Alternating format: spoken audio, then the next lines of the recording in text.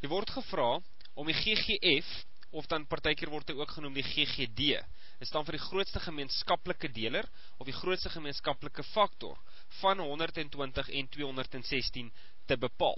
Nou, kom ons kyk net gou wat beteken die woord GGF, of GGD. As ons byvoorbeeld twee getalle het, sê nou maar ek gee vir jou 12 en 16, en ek vra vir jou, bepaal vir my die grootste gemeenskaplike faktor, of die grootste gemeenskaplike deler van 12 en 16, dan moet altyd ten minste twee getalle wees. Dan gaan jy nou vir 12 sê, sy faktore, met ander woorde die getalle wat in hom kan indeel, is 1, 2, 3, 4, 6 en 12. Dis faktore van 12, dis getalle wat in hom kan indeel. Vir 16 is dit 1 en 2 en 4 en 8 en 16. Dis die getalle wat in 16 kan indeel. En die grootste gemeenskaplike getal tussen daai twee stelle getalle is 4. Met ander woorde 4 is die GGD of die GGF grootste gemeenskaplike faktor van 12 en 16. Maar nou die aard van die saak is jy nou nie lus om vir 120 en 216 elke keer al die faktore te gaan uitskryf, om te kyk watter een van die faktore is die grootste gemeenskaplike faktor nie. Nou gelukkig is daar 'n makliker manier, word genoem die leertjie metode, en dit kom basies daarop neer dat jy vir jou so 'n lyn trek, soos daai, en dan sommer so 'n klompie dwarsstrepe. Sommer net 'n paar, jy kan altyd nog byvoeg as jy later nodig het. Jy sal sien, dit lyk soos 'n halwe leertjie, hy word ook partykeer die visgraat metode genoem, want as jy mooi kyk in die lyne miskien so 'n bietjie na links getrek het, dan kon dit selfs 'n visgraat verteenwoordig het. Maak nie saak wat sy naam is nie, dis die werking van hom wat belangrik is. Dan gaan kyk ons nou na 120 eerste. So jy skryf 120 daar, en 216 daar, maar ons gaan nou by hom kom, en dan vat jy nou die priemfaktore, wat kan indeel in 120 en jy begin by die kleinste ene. Nou onthou, 'n priemgetal is 'n getal wat net twee faktore het. Met ander woorde, dit is 'n getal soos 2, 3, 5, 7. Maar 9 is nie 'n priemgetal nie, want hy het 3 faktore. Hy het 3 ook as 'n faktor. Terwyl 5 byvoorbeeld is net 1 en 5. 2 is net 1 en 2. So wat jy doen is jy begin met die kleinste priemgetal wat in 120 kan indeel, en dit sal dan wees 2.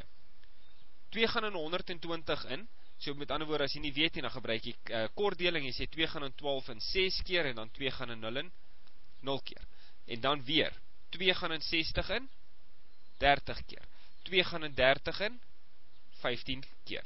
Maar nou kan 2 nie meer werk nie. So die volgende priemgetal wat jy gaan gebruik, is 3. 3 gaan in 15 in 5 keer. Nou kan 3 nie meer werk nie. So die volgende priemgetal, 5. 5 gaan homself in 1 keer. En daar is hy nou klaar. Nou gaan doen ons presies dieselfde vir 216. 2 gaan in 2 in 1 keer, en 2 gaan in 1 in 0 keer, maar dan moet jy daai 1 oordra na die 16 toe, of na die 6 toe om 16 te word, want as ons nou 'n res wat oorgebly het toe jy 2 in 1 ingedeel het. So daai 1 dra oor na die 16 toe, en dan sê jy 2 gaan in 16 in 8 keer. Nou weer 'n keer. 2 gaan in 10 in 5 keer, en 2 gaan in 8 in 4 keer. Weer 'n keer. 2 gaan in 5 in 2 keer, dan bly daar 1 oor, dra hom oor, en 2 gaan in 14 in 7 keer. Nou gaan 2 nie meer werk nie, so 3 gaan nou die volgende priemgetal wees, want 3 gaan in 27 in 9 keer, 3 gaan in 9 in 3 keer, en 3 gaan homself in 1 keer. Nou moet jy baie mooi oplet. Die getalle wat nou hier aan die linkerkant staan, is die priemfaktore van daai getal, elke keer. Dit is, as hulle vir jou vra om die priemfaktore te bepaal van enige getalle, gebruik jy ook hierdie leertjie metode. Maar nou vir die 120 kan hulle hom vir jou op 2 maniere vra. Hulle kan sê, skryf vir 120 as 'n produk van sy priemfaktore. Dan gaan jy sê, daar is 1, 2, 3 2's, so ek skryf hom as 2 tot die mag 3, want daar is 3 2's, maal 3 maal 5. So daar het ek nou 120 geskryf as 'n produk van sy priemfaktore.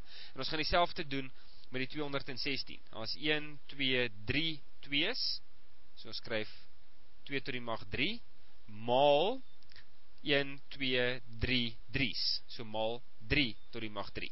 So daar is hulle nou geskryf as 'n produk van hulle priemfaktore. As hulle vir jou gevra het byvoorbeeld net vir die priemfaktore van 120, dan sou jy net geskryf het is 2 en 3 en 5. Dit is die priemfaktore. So let baie mooi op, hoor, dat hulle jou nie uitvang daarmee nie. Die verskil tussen die priemfaktore en die getal as 'n produk van sy priemfaktore. Selfde vir 216. Sy priemfaktore is net 2 en 3. Maar as 'n produk van sy priemfaktore is dit daai. En nou terug te kom na waaroor ons eintlik hier is, om die GGF te bepaal. So wat jy doen om die GGF of die GGD van enige twee getalle te bepaal, is jy begin by die een getal se linkerkant en jy skryf daar 2 tot die mag 3. Dan die volgende getal is 3, en dan sê jy is hy in die ander kant ook, ja, daar is ook 'n 3, so ek maal hom met 3 tot die mag 3 of 3 tot die mag 1. Keuse wat jy nou daar gaan moet uitoefen.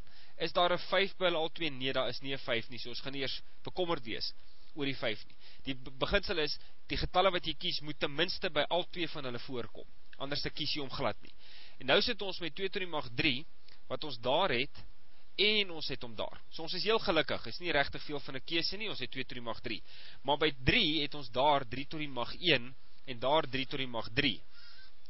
En om nou die keuse te maak, moet jy onthou, omdat ons praat van grootste gemeenskaplike faktor, kies ons die een met die kleinste eksponent.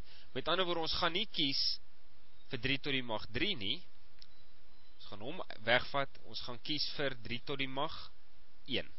So omdat dit die grootste gemeenskaplike faktor is, kies ons die een met die kleinste eksponent, wanneer ons wel moet kies. En daarso het jy nou die GGF. En ons kan hom nou gaan uitwerk, as ons regtig wil. Ons kan sê 2 tot die mag 3 is 2 maal 2 maal 2, 3 keer, is 8, maal met 3 is gelyk aan 24. So my grootste gemeenskaplike faktor van 120 en 216, met ander woorde, die grootste getal wat in al twee van daai getalle kan indeel, is 24.